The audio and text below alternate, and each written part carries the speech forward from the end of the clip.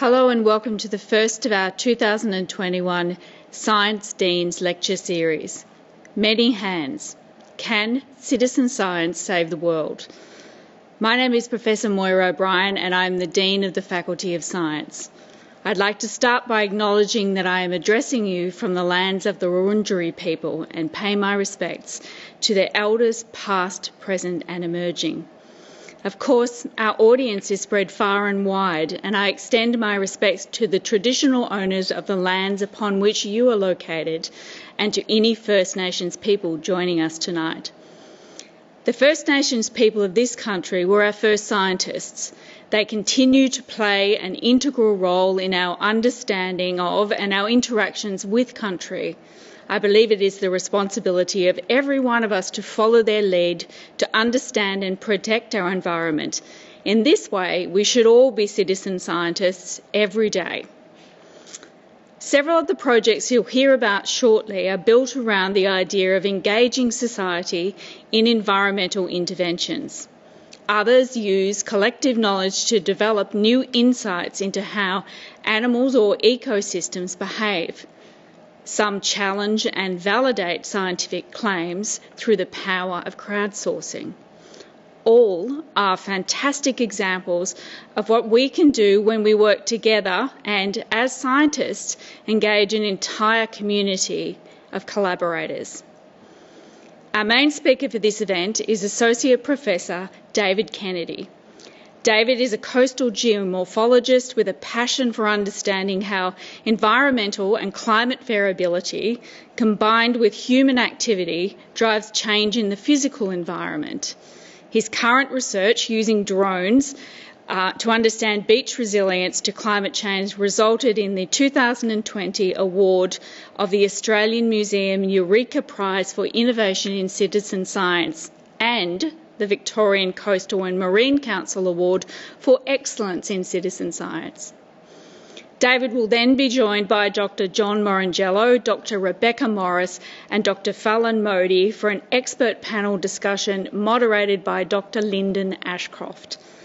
Thank you to all our speakers and to our audience for tuning in to what I'm sure will be a fascinating discussion. I will now pass over to David for our first presentation. Thank you, David. Thank you and welcome again. Thank you, Moira. And I'd also just like to acknowledge while we're here some of the traditional owners of the lands of which we're working right across all of Victoria who are actually partly embedded in a lot of our citizen scientist groups. And also definitely the Victorian Coastal Monitoring Program with my co-collaborators at University of Melbourne and also Deakin University as well. And the work I'll be talking about today is very much a team effort across all these people who have been really wonderfully working in the coastal environment. So what I'm going to talk today really is about coastal erosion, or what I'd like to think about is wicked problems of coastal erosion. And we can see here a great example of this down in Inverloch, which has made the front page of The Age many times in the past 5 or 6 years since that started eroding. And really how we're using that. And what I want to talk through today is thinking about what drives those processes, the fundamental dynamics of these landforms, and then how we're using citizen science to really co-design, and I like to think about that, co-design the research framework, which we're aiming to produce the solutions. Really understanding how things operate, I think is critical for understanding how we're going to solve them. And these wicked problems really get very wicked when we start looking at environments such as this. And this is Collaroy North Narrabeen Beach in Sydney, where we're seeing exactly the same type of process here. We've got a lovely beach, very much eroding in the case here. And this was a storm event back in 2016, in June 2016. And this made, of course, the front page of the news, especially this swimming pool falling into the ocean, which is actually a very nice ocean for actually swimming in, I can tell you from personal experience as well. And it's really why is this occurring? Do we see this happening more often? How much is climate change a driver? But really, essentially, how do beaches operate? Are we looking at things changing into the future, or are we seeing that imprint of human landscape? We have erosion here, we have erosion in that previous slide. It's both the same process, but it gets more wicked when we start building houses on top of it. And that's really what we're looking at. So when we start thinking of beaches and beach erosion, well, what's actually happening? What is that process that's then occurring? So when we're seeing beaches, I like to think beaches are quite counterintuitive. They're sitting there on the coastline and they're sitting in more or less the same position pretty much every time you go down and see them. You get different examples of beaches on there. The rips might be in a different position, the waves might be a bit changing, but pretty much your beach is in more or less the same area. But it's a loose pile of sand. And that's why I think they're counterintuitive. We've got a loose pile of sand that's there absorbing and interacting with each individual wave that occurs on that beach. And that's why they're there. We're here on Phillip Island. We've got the Phillip Island Nature Park. The Penguin Parade is just down in that far end of the picture in the case here. But what we're seeing is very much a loose pile, and that's its interaction, its ability to move with each wave that hits that coastline, which what drives beaches. So when we look at these beach systems, what we can see is they extend a long way offshore. So in the case here, we're right down at the most landward part where this blue arrow is. The beach is the dunes. That's a critical part of that. That's part of the beach. It extends along the spot with that person walking along, through that surf zone and further out to sea. And in Victoria on our open coast, that's getting down to 20, 30, 40 metres water depth. That's still our active beach. So our beaches, the beach pit you walk on, is actually only a small part of the entire system. And that's occurring in what we call a cross-shore direction. It's also occurring in a longshore direction as well. And that's what we're seeing here. So our pile of sand is a three-dimensional body, and it's constantly shifting. And we're starting to think about how beaches operate. That's what we have to consider. We have to move beyond that individual swimming pool hanging on the beach. That beach system is that entire frame we actually see. Everything's moving, everything's connected along those areas. So think of it in a simplistic sense, and this is often how engineering tends to move. This is also known as the Brun rule, which underpins nearly all coastal modelling, is we can think of the beach extending. We've got a hypothetical curve down in the space there. The blue line there is our sea level, and we have the top part of the beach. That's the bit you walk on, and that's going all the way down offshore to what we term the closure depth. And that's where waves really start to interact with the sand. So what happens on a beach system when storms occur or during sea level rise? What we actually find is we're effectively getting a higher sea level. And this occurs every high tide. Sea level's a bit higher, sea level's a bit lower. During a storm event, we will actually see our water level rise. And of course, there's climate change with rising sea levels. So on a beach, when we raise sea level, that moves up onto the bit you're walking on, where those people are in the background in this shot, which is Cape Walumni. We simply move the waves up, and what they then do is access that store of sand. And that's what we see. So we erode the top part of the beach, which are the dunes, and that sand flows along that profile and down to shore to what we term a new equilibrium profile. So effectively the beach flattens out.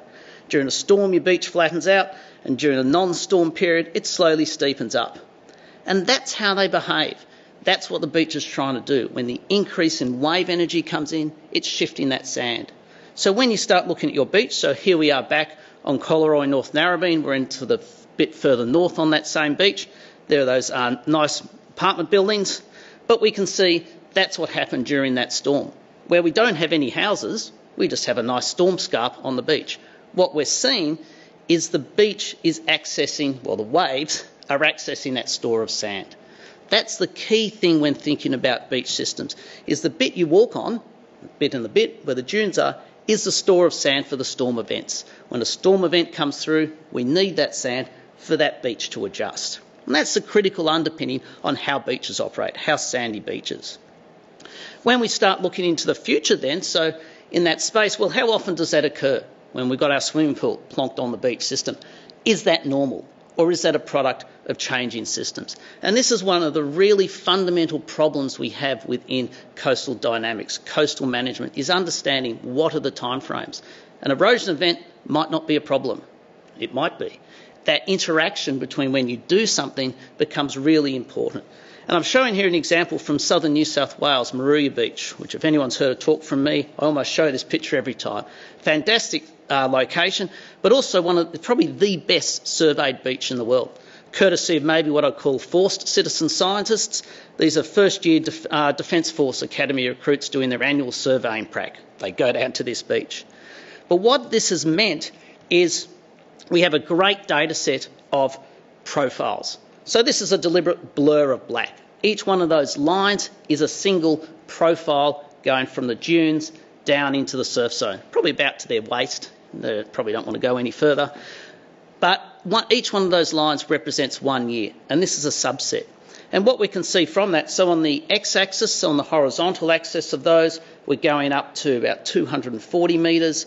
Vertically on those graphs, that's 10 metres. So what we can see from this is we're seeing this beach profile is moving about 100 metres, forwards and backs, and 6 metres vertically. That's what we call the beach envelope. That's your active part of the beach system.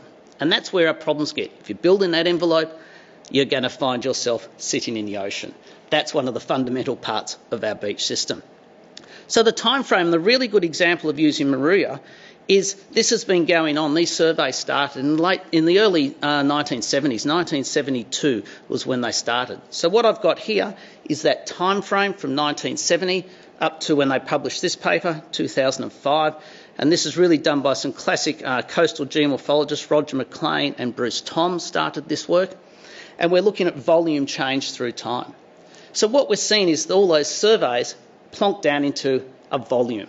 And we can see in the start off in the 1970s, and we see the 1974 storms. We halve the volume of that beach.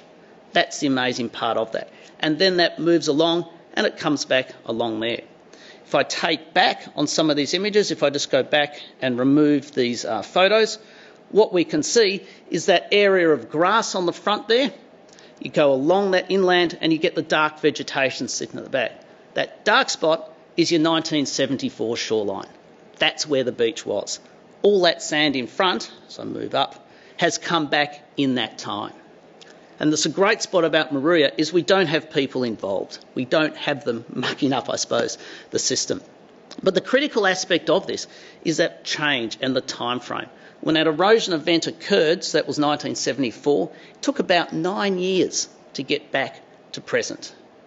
And that is a critical part of that. It naturally returned from that site. It was an unusual storm, but it was definitely a natural process. If any interventions had occurred on that beach, especially during those first 5 years, that probably would have fundamentally changed it and stopped that sand coming back. And that's a key part of saying when is erosion a problem or when is it not. So these surveys, this again, there's not a lot of locations. This is one of the best surveyed beaches in the world, is the best surveyed beach in the world. But we can now combine this area, and this is the story of the citizen science, is our story of also changing methods in the field, of our understanding of fundamental landscape processes.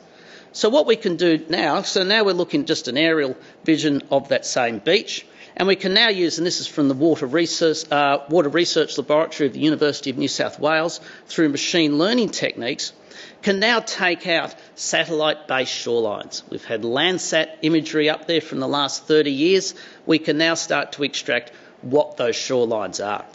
And we've seen a nice example within this space. If I just plonk the nice surveyed one underneath, what we can see here is it roughly matches up. I've sort of lined them up so they visually link up the airs. We get the same broad pattern coming in from roundabout coming from about 1980. So we come down and we start to get some oscillations. Each little spike, that's just your everyday storm. Annual storm, a non-annual storm, that's what we're seeing across there.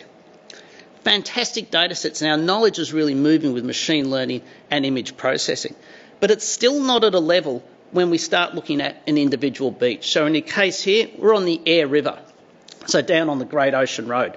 So we've got a lovely beach system there. We could look at this in a landscape sense. That dune at the front with the grasses, that's part of the active beach. That's going to move offshore in a storm. It'll come back on in another period. But when we start looking at these in a management sense, what exactly volumes of sediment are moving? How is this doing on that property boundary? Our satellite imagery is fantastic. It gives you these broad scale changes. It still can't pick up your storm event. It still can't say, how's that sand moved in front of my house? And that is what people are interested in. And that's critically what managers are interested in that space. What can I do in this exact area? And when I do an intervention, where's that sand going to go? How do we do that?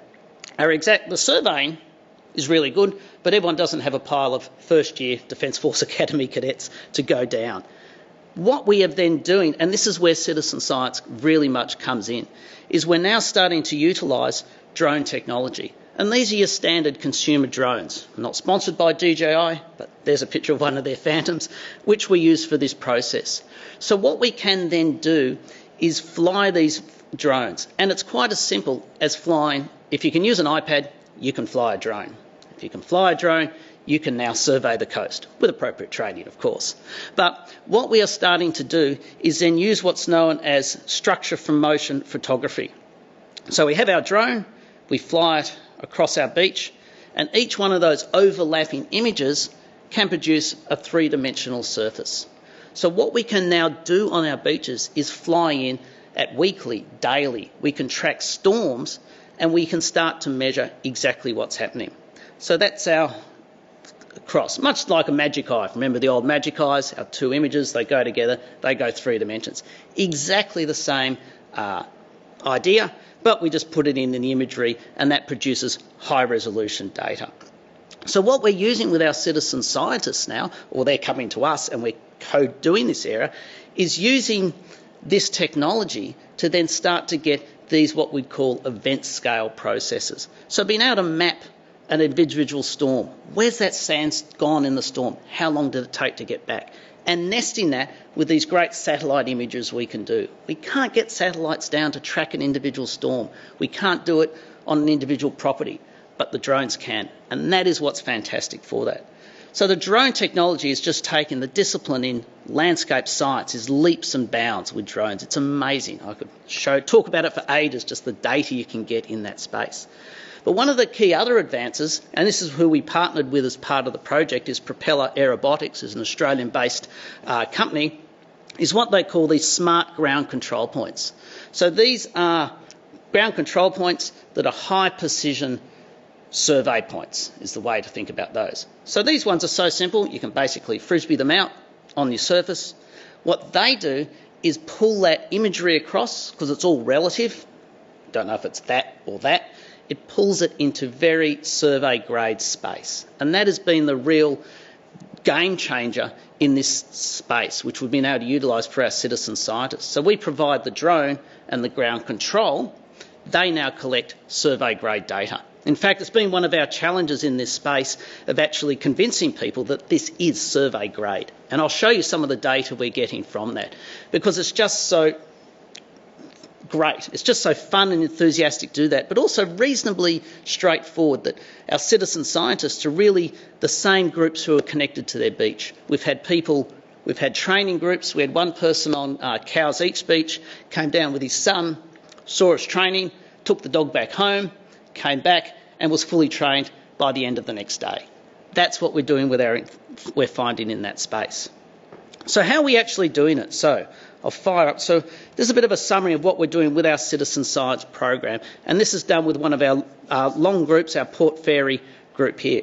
So we provide them with the drone and the training, obviously the full pre-flight checks, and the idea is to do this to CASA levels, where flying drones is really at the safety here.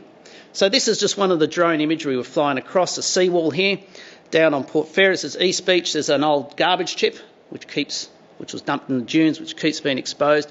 We're now flying along the front of that rock wall revetment they've put there, and we can see some dunes. So this is just, and now we're merging into the digital surface that we've created. Well, they've created, I say we, but it is actually the citizen scientists who have created all this data.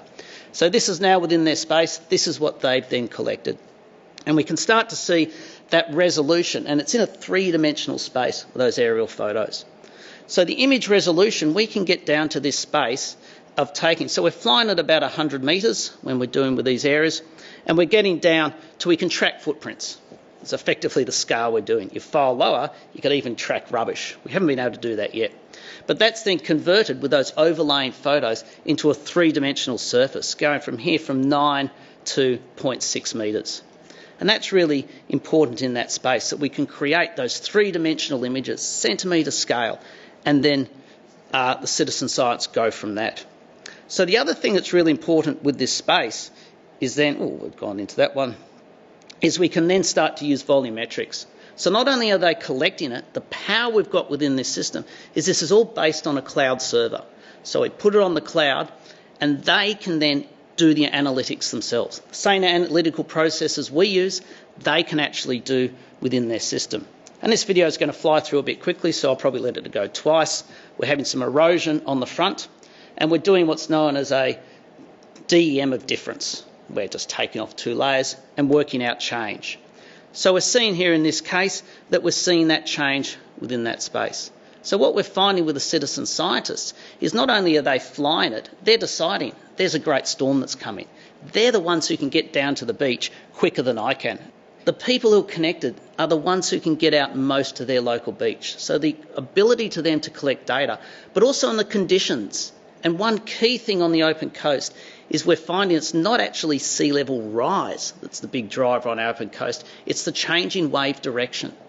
That seems to be driving our beach change. A couple of degrees changes where our beaches are, and that's really critical. And our citizen scientists are noting that, so they can have a look and go, this looks like to be an interesting storm, let's have a look, let's go down to where there is. So another example of where they're doing on that broad scale change, because effectively what we're doing is we're saying, how big is that active part of the beach? How big is it? How often is it active? That's what we're seeing. So the example here is taken from our online platform through Propeller, and we're seeing down, and that's a Great Ocean Road in the corner of this screenshot, and we're getting some erosion that occurred a couple of years ago. And that big patch of blue is deposition, that's beach renourishment. They've dumped the sand there to protect the beach car park.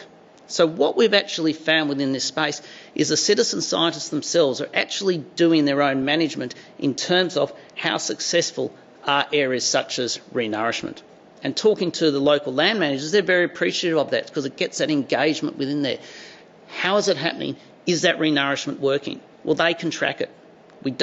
You're never going to have time or the cost to actually get professional surveyors in to do that, but our citizen scientists can. And that's what we really started to see.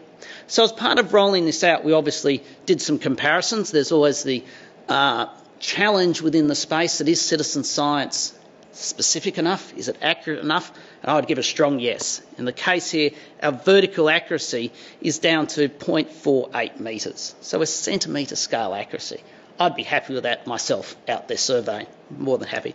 Even the worst case scenario, so we tried different arrangements of where the survey marks were, and this is really just showing all our sites. We have 16 sites right around Victoria, from Portland all the way around to Sea Spray, and we're seeing it with their error measurements. But the critical part of all this QA, the quality assurance then, is to really say, what are they collecting? How good is it? And it is really good. It is fantastic. And from that, we can then start to develop metrics in this space. So here's a map of all our Victorian sites. We've just launched a few more within Port Phillip Bay in the last 2 months. But critically, we can start now to say, what is this behavioural regime? And this is really critically important. So each one along the bottom, we just have a rate of change. Red is erosion, blue is accretion, it's building out, it's eroding, and along the other axis, we're looking up there in terms of time. And this is only for about 18 months. It's not long enough yet to say this is a longer term change, but it's starting to show the power of what we can see. So if we look down at Inverloch, which is always a great example, that's the one second from my right. So we're looking, the Sea Spray in the most easterly, and then Inverloch. We can see that's on a continuing erosional trend. And that's really important. We're starting to see where the trends are actually occurring. So now we're at the 3-year mark, we can start to say what's happening more. And in some parts of Inverloch, we're actually seeing sand coming back. But in the further west, and that's the Port Fairy one, that's the furthest on the west side of that graph, we're getting accretional and erosional rain. Sand's coming, it's going, but it's staying about the same. This is really important. This decides, do I have to do something? If our trend is still eroding, you're going to have to do something. And that then becomes a question. I mean, that's another wicked question. What do I protect? Do I protect the beach or do I protect the property line? I'm always in the beach's corner, but this is one of those spaces. So really down on that high resolution area, if I take out, so we've got this general trends, we'll come into Apollo Bay, and we can then start to move down to individual profiles. So we can start to say, well, where on the beach is this sand going? Overall, is the beach getting less? It could just be lowering. Is it getting less because it's moving landward? How's it actually doing? What's it behaving? And we can see here in Apollo Bay, we've got the little hook of Apollo Bay down to Apollo Bay Harbour. Sitting in behind, we have an erosional area there, which is labelled E. We go up to D, we have accretion and erosion. The blue is accretion, the red is erosion. And that section in D really shows the complexity that we're seeing with the beach system. We've got a 3 dimension, it's going offshore. It's going alongshore is where these beaches are. So specific spots of erosion, such as right in the middle, you see in that line of blue, there's a little area of red, and that's where in those pictures we can see renourishment occurring. That's where that car park is. The basic problem is the car park's on the active beach. When the storm comes up, the beach needs that sand. So that then becomes that management area. So if you look at the cross sections, we can do the overall volume, where's the beach going, where's the position, but we can start to see where's it actually moving. So we can see a series of cross sections from the top of the beach going down, all the way out, down to the water level. One limitation with our drones is we can't get underwater yet. I'd say in about 10 years we'll have areas to be able to do that. And we can see on this beach that a lot of the erosion is actually the beach lowering rather than actually retreating landward, which is suggesting that that may increase the vulnerability into the future. And in the case of the areas where you can see there are 2 blue lines, that is actually the product of renourishment.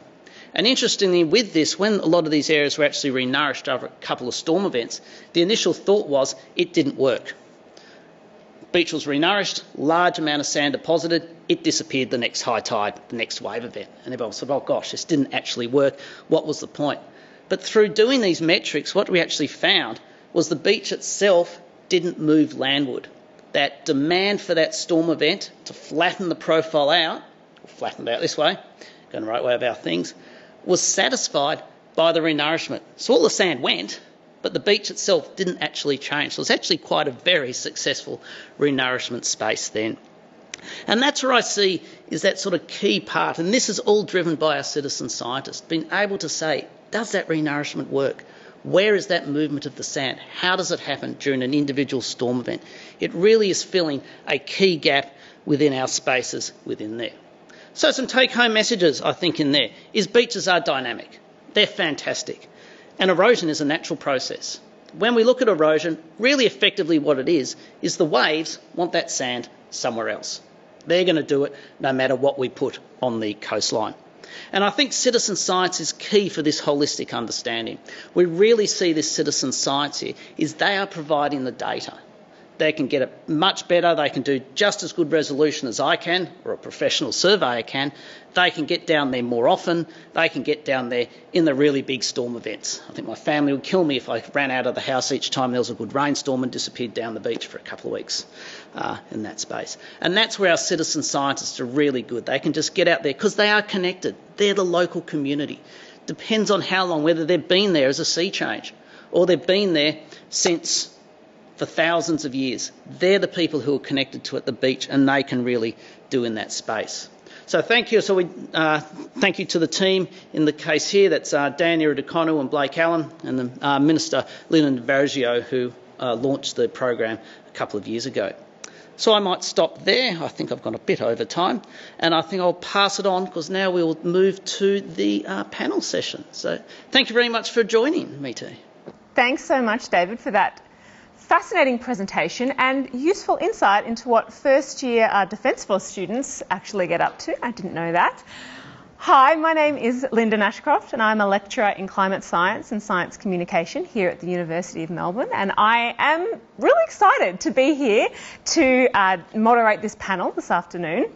I would like to acknowledge as well the traditional owners of the land on which we're meeting today, the Wurundjeri people of the Kulin Nation, and pay my respects to their elders past, present and emerging. And I'd also like to extend that respect to the traditional owners of the land on which you are sitting on today. Now, I'm sure you have a lot of questions for David and for the rest of our panellists, so please pop your questions in the chat box now and I will get to them as soon as I can. But first I'd like to introduce our panellists and sneak in a couple of questions of my own if I can. So first I'd like to introduce Dr. John Morangello. So John is an aquatic ecologist and his research looks at how aquatic animals are changing their behaviour in response to environmental changes both in the contemporary scale and the long-term scale. Now, John, you've done a fair bit of citizen science and community engagement working on this issue, including a pipi hunt, the Great Pipi Hunt of 2017. Can you tell us a bit about that and what that taught you? Well, Lynden, on a holiday, summer holiday with the family down at Venus Bay, down near Inverloch, near one of the places David was talking about, we noticed people digging up and harvesting pippies on the beach, and I'd never really seen this before. And being in the community and going to the local fish and chip shop, I got a bit of a sense that there's an issue brewing here. And I did some Googling, as any scientist does on their holidays, and quickly realised there's a fair bit of tension in the air around this issue. And so I decided to put together a grant proposal and got it funded to really understand the dynamics. What's this population of pippies doing on Venus Bay? How can science be used to inform the management of this natural resource? After about a year of doing survey work in the traditional standard scientific way, where we'd go out and dig holes and count pippies, we realised that we really wanted to get a handle on how pippies are moving around that beach. And we thought, well, let's tag some pippies. Let's put some little tags on them and work out where they're going. But we quickly hit a real barrier. How do we track and how do we basically find the proverbial needle in a haystack? 15 kilometres of beach. And that's when we thought we'd get some citizen scientists involved, a really great, passionate group of anglers, local residents. And we used them to really allow our project to have a broader scope. We tagged a whole lot of pippies and their role was to help us find them. So our next panellist is Dr. Rebecca Morris, and she's a marine scientist, and she focuses on nature-based solutions for the management of erosion and flooding along our coastline. She's the leader in a couple of different projects, including the Coastal and Estuarine Adaptation Lab and the program of eco-engineering at the National Centre for Coasts and Climate. Now, Rebecca, both of these projects tap in quite nicely to what David was talking about. How do citizen scientists play a role in the work that you do? Yeah, so this is actually nicely related to David's work. So two recent examples of where we've used citizen scientists in our projects have been through the Port Phillip Bay Fund, which is a state government initiative. And this Port Phillip Bay Fund was really to support projects that were there to increase the environmental values of the bay, but really engaging community in doing that. And so the first project was actually with the City of Greater Geelong, and this project installed a shellfish reef. So it's a living breakwater. And so the base of the reef is a recycled shell and rock, and on which we put mussels. And the idea of this reef was actually to protect a piece of the foreshore that was suffering from erosion and flooding annually. And of course, a really important thing that we need to know after we put this reef in is how does the beach respond? And so it's exactly like David showed in his presentation. We wanted to know how much sand accreted on the beach, what the volume changes were and what the shoreline profile changes were. And to do that, we actually partnered with Port Phillip Eco Centre, who are a really active, community-driven organisation in the Port Phillip Bay. And we actually set up a citizen science monitoring program where they used low-cost, easy-to-use shoreline profiling tools to actually measure the beach profiles both before and after the reef went in to see how the beach responded to our nature-based defence. And then in our second project, this was actually on kelp restoration. So it's slightly different. This one we're taking you subtidal. And so reefs in the bay are usually vegetated with underwater forests. And so underwater, this is kelp. And kelp, much like trees in a forest terrestrially, are really important because they provide habitat for a number of other different species. And so when you lose this kelp, you lose massive diversity in the bay. And actually what's happened is that these kelp forests have been overgrazed by small spiny urchins. And so these urchins have become really overabundant. They've eaten all of the kelp. And so for us to be able to actually restore this kelp forest, the first thing you have to do is control these urchins. And there's millions of them, millions and millions of urchins in the bay. And so in particular in the marine sanctuaries, so we were partnered with Deakin University, but also Parks Victoria. So this is a problem in marine sanctuaries and out of the marine sanctuaries in the bay. And we actually engaged with citizen scientists who were divers to actually do urchin control. And so during the urchin control, what they did is they actually counted how many urchins they were removing from the reefs, and then they went back to those plots over time and took photos to look at how the algae communities were re-establishing and how many urchins had come back. And they kept doing repeat culls over a couple of years to try and restore the kelp within our marine sanctuary. Lest you think that all citizen science needs to be done under the water or next to the beach, our third panellist has a very different approach. Dr. Fallon Modi is a postdoctoral research fellow at the Department of History and Philosophy of Science here at the university, and she's a research affiliate with a lab that's called the Meta-Melb Lab. Now, a part of that lab, as I understand, is to run this project called Replicas, where instead of using the term citizen science, you guys are using the term crowdsourcing, which is a somewhat similar thing, to test the replicability of studies. Is that correct?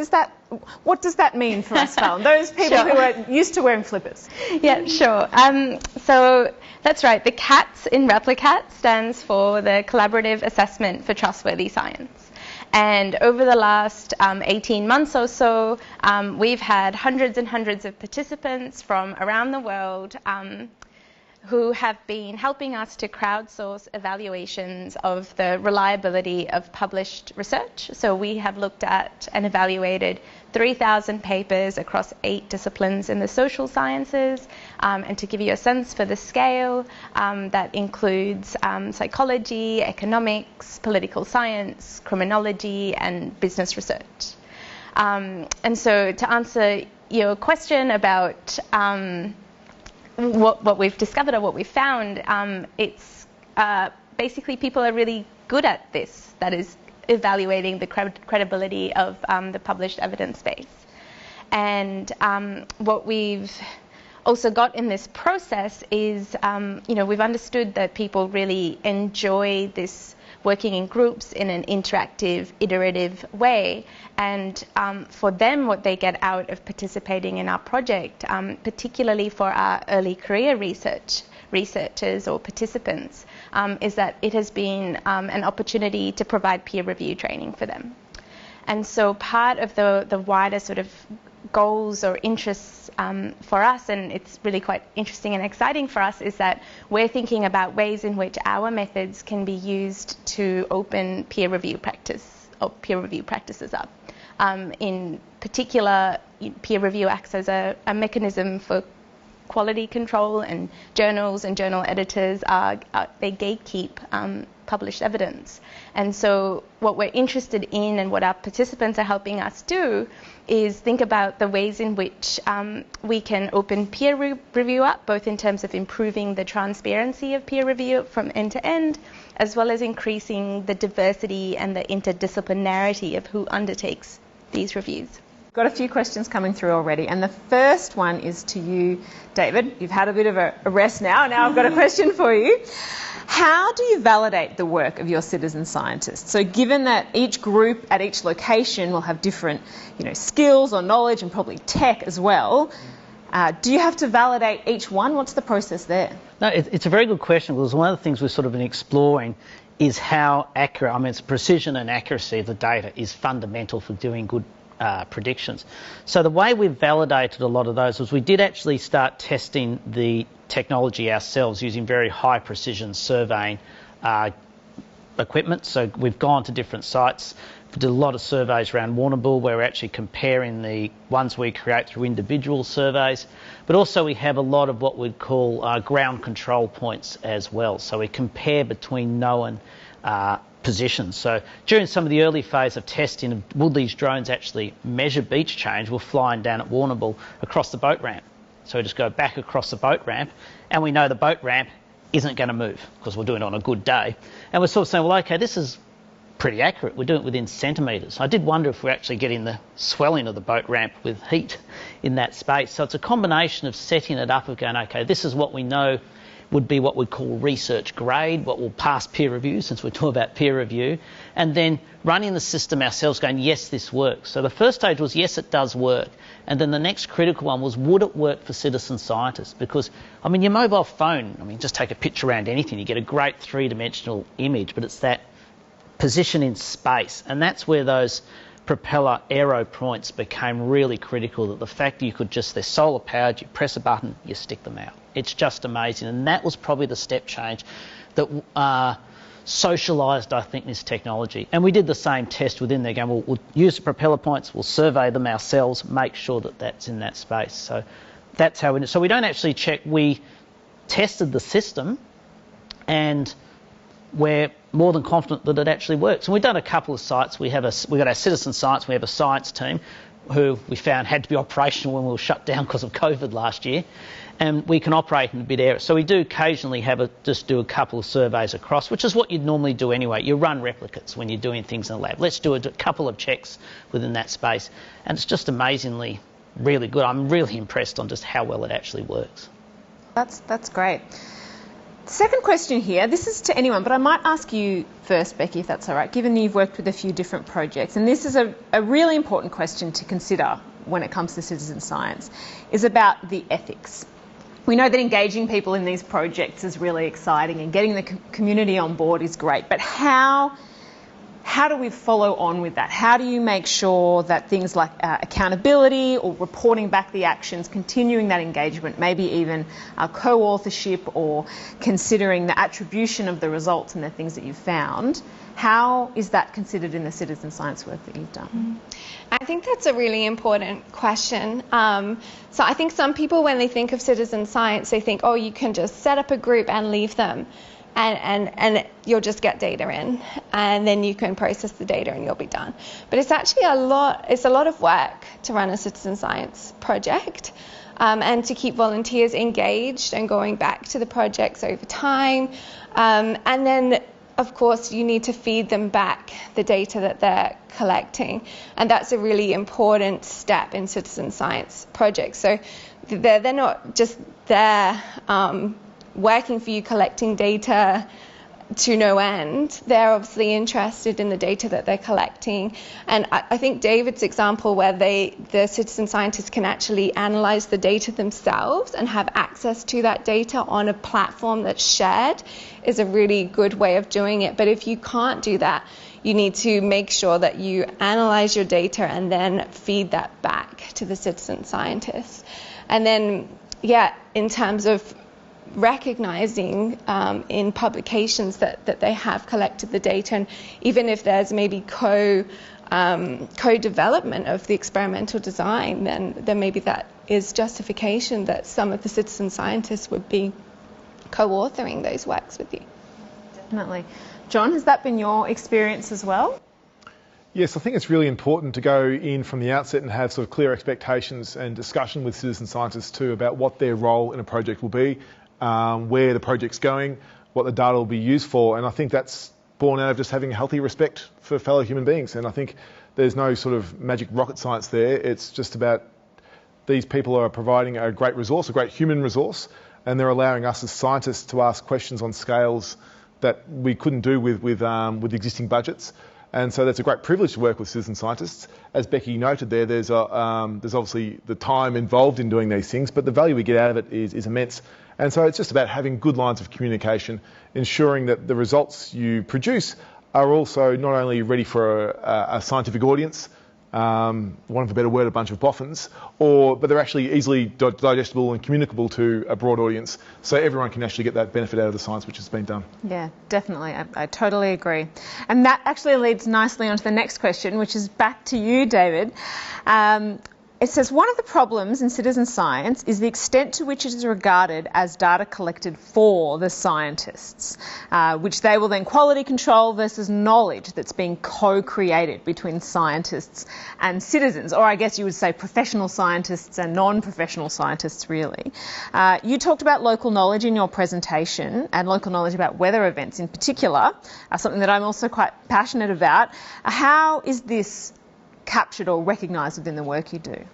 I think it's one, as part of we've done that, is it's really that local knowledge and their engagement with the project, I think, is really key. And I think, as Becky and John said, that communication back is really important. In terms of how they are acknowledged within that space, is I think the way it's in terms of the drone program of having a cloud-based platform, and all this data, I mean, is freely available online. Google VCMP, you'll probably easily get to our site quite easily. But what we've found is they're actually starting to match the surveys themselves and actually doing that. And we're actually starting off the next phase of it, is actually taking that space there and saying, okay, we're doing this in a scientific purpose, but then providing more real-time parts within the community. And each one of these areas has very deeply engaged people that, for example, down at Inverloch, the local community groups through there, they're writing their own reports. We're actually reviewing some of the reports they send. This is what we're thinking, what about this? And this is what we've thought with the data within that area. So it's an interesting combination of what we see might be happening and what they see is happening there. Not quite sure I answered the question. No, I think, it comes back to that respect and appreciating that both groups are coming with knowledge, possibly different types of knowledge, but to get the best outcome. I think on one side, and that's that respect for that. These are the people, it's their beach. And I like to think about it from that. If someone comes into your house to do something, they tell you what you're doing. You're down on their beach. And I think it's really important to say this is what's happening. So it's not just I'm coming and going and something's there. I'm giving you the information because everyone's connected to their local beach. And this is saying, this is what's happening. And at least at the university, we can sort of say, well, this is what's happening. Whether it's eroding or not, I mean, I'm interested in the beaches there, but that's a fact that we can then help. And I think they are then taking that to then saying, well, this is the management we want to occur. And I might have my own opinion on where management should go or what should be prioritised, but we're sort of saying, well, this is exactly what's happening. Then that becomes that next phase. But it's that communication, I think, as I said. Definitely. Now, Fallon, a question for you, and I guess this is taking a slightly different angle on things. We sometimes think of citizen science as, help us do little pieces that would take hundreds and thousands of lifetimes to do if one person tried to do it. Whereas the work that you're doing is quite a large task you're asking these volunteers to be a part of. And this question is asking how you ensure that they've got appropriate expertise. If we're going to open up peer review, how do you know that is a valuable experience or giving you a valuable piece of information?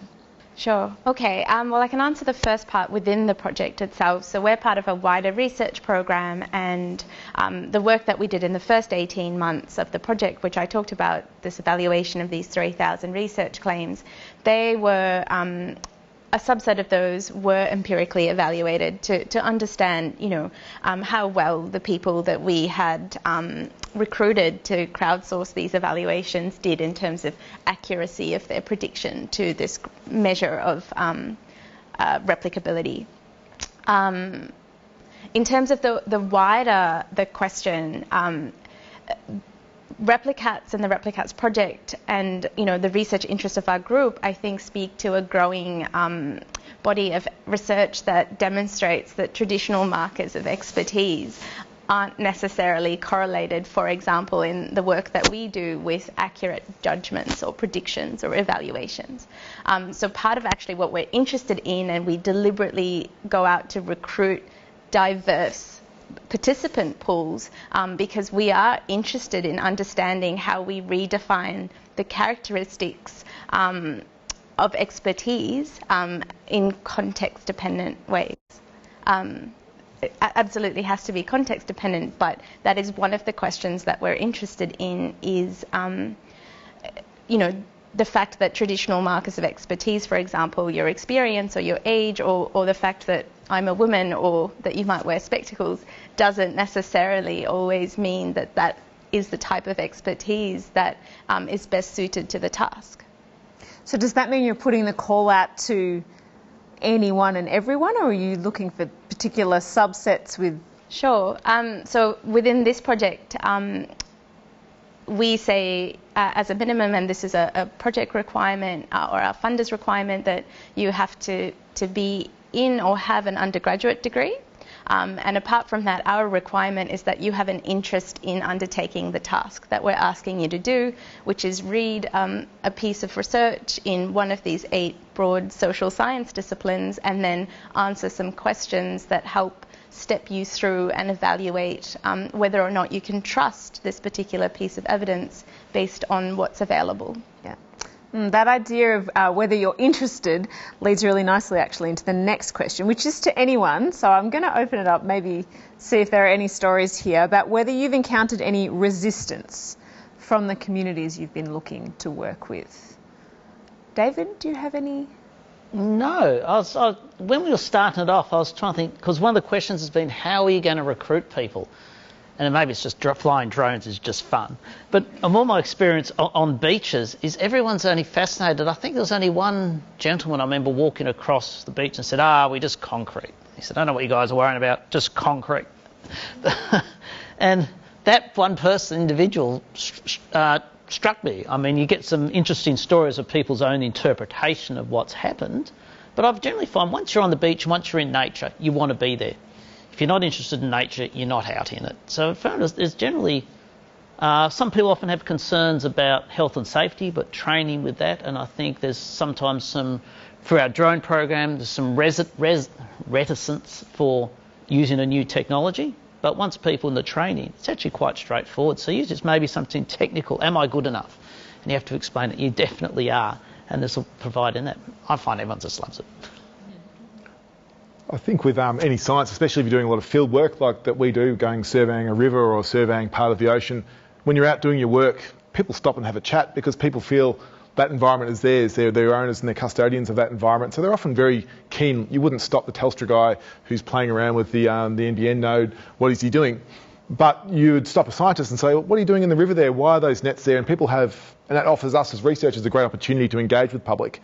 And they're always very supportive of the ideas, and sometimes we get some tidbits of advice about where things could go, and hey, there's a bit of an observation over here that we've made. I've found a few times in some public fora where I've been talking about the work, sometimes there are groups or people with other ideas and views on where things should go. So in the space of natural resource management and fisheries, there's people might think, well, all fishing should be banned regardless of whether it's having a detectable impact or not. And so having a discussion with those in a public forum, but that's part and parcel of our job. By and large, that's great to hear people engage and having an opinion about that. And I think it's our role as scientists to remain a little bit objective from that space and say, well, the work needs to be done. We need these numbers. And by and large, from a citizen science perspective, people just love the opportunity to get out and do stuff. And the best people to find pippies on a beach are pippy harvesters. These are people who want to go there and they know how to catch a pippy. And for us to be able to harness that great resource made our project a whole lot more effective. So really positive. You don't find any reticence from people who sort of say, I'm not going to tell you where I got this one from, particularly when it comes to recreational fishers? Yeah, and it's a big issue. Other citizen science projects in the fishery space sometimes use spearfisher data or fishing club data where they've got their catch records. And so there's a need to have a respect between the researcher and the data providers, the citizen scientists, just to ensure that their needs and their what they want to keep as their own, or the data's basically we're using it for research purpose. We get the detailed locations, but they're not necessarily reported back in a broader thing. And so having those conversations, by and large, people are pretty happy. And fishers, one of the things they are is they're really happy to share good news about their catch. So actually, they might not tell you exactly where it is. They'll tell me, but they won't tell. But they're really keen to say. So I think we can sort of people are pretty happy to tell. That's good. Now, Becky, your work often involves sometimes manipulating is not the word I want to use, but placing something in the environment. Have you had any pushback from communities about being involved in that? Not in terms of the citizen scientists that are getting involved in those projects, But like John said, just the community in general often, and different stakeholders often have different opinions about the projects. So yeah, in terms of even the residents down at the Port Arlington reef, there's been some mixed views now. The reef has gone in, but not with the citizen scientists that are taking part. And I think, yeah, especially when you're looking at issues like coastal erosion and coastal defence, it can be quite sensitive in the community. And you have a group of people that are for the seawall, there's a group of people that are against the seawall, and it's always navigating those different viewpoints. Now, I think we've got time for one last question, and it's a good one because it kind of comes back to the title of Save the World, Many Hands. And of course, if we are saving the world, it's not for us, it's for the next generation. So the final question is asking about the role of schools, what role schools can play in creating citizen scientists. David, what do you think about that?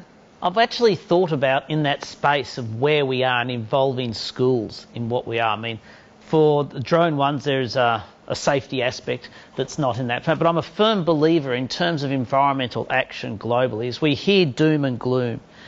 And there is a lot to work on, but schools are critical for giving people the ability to actually do something. Once you engage someone who's young and actually provide a solution or a way forward, it allows you to have some hope. And I think that's where schools are really important. I think providing the fundamental knowledge of what's happening, but then providing that idea that I can affect change. And I think that's a really important area, because we often think about problems when we're doing this, but problems are problems. Someone will go, well, there's no point. I'll buy my whopping great car and have 5 TVs at home. There's no point.